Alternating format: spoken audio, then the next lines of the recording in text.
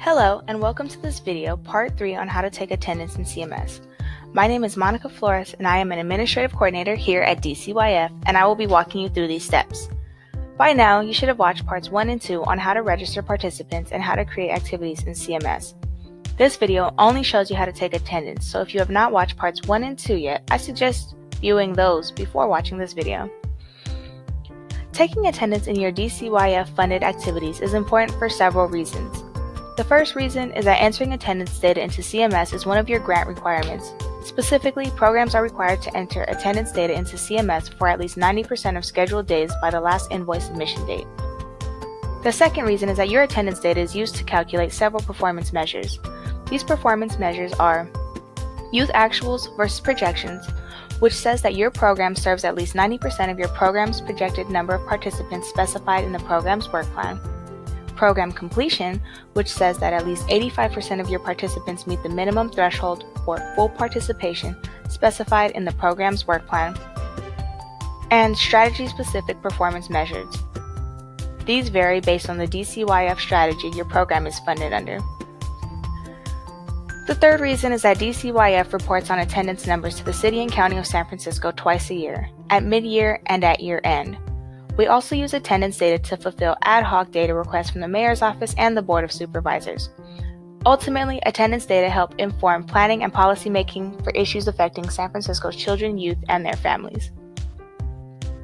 Before we get started, here is a list of what you will need to take attendance in CMS.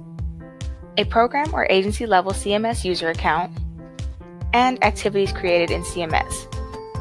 First, you'll log into the system. The address is www.contracts.dcyf.org. If you are using a program user account, you will be directed to your program's work plan overview page.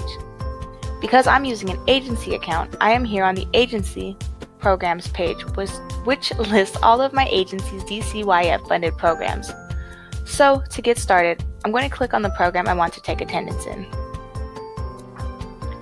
From the Work Plan Overview page, click on the Activities tab in the left-hand menu. This will take you to a list of activities that has been created in CMS. Click on the activity you would like to take attendance in. This activity is a group activity. After you click on the activity, you are taken to the attendance page. This page lists the activity schedule week by week. To take attendance, click on the week you would like to take attendance for. Here's the week you're on. This arrow allows you to go to the next week.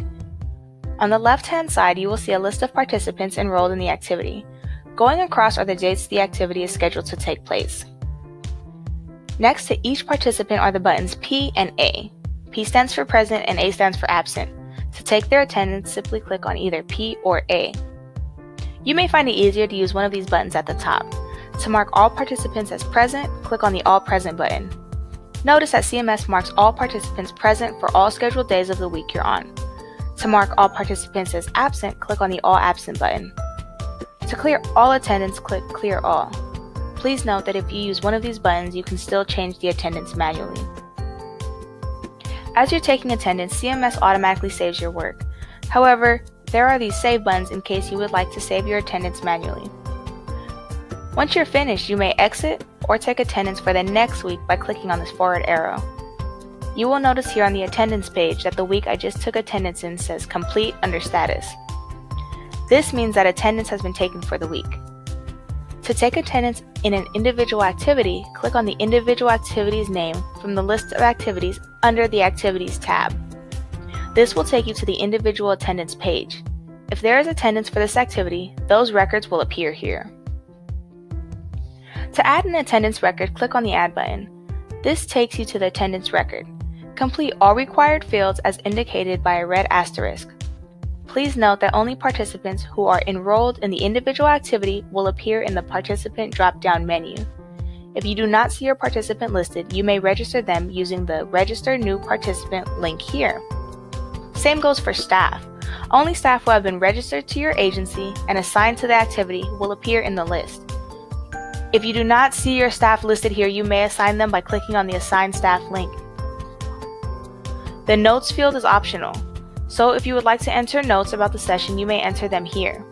A word of caution: anyone at your agency with an agency user account is able to view these notes.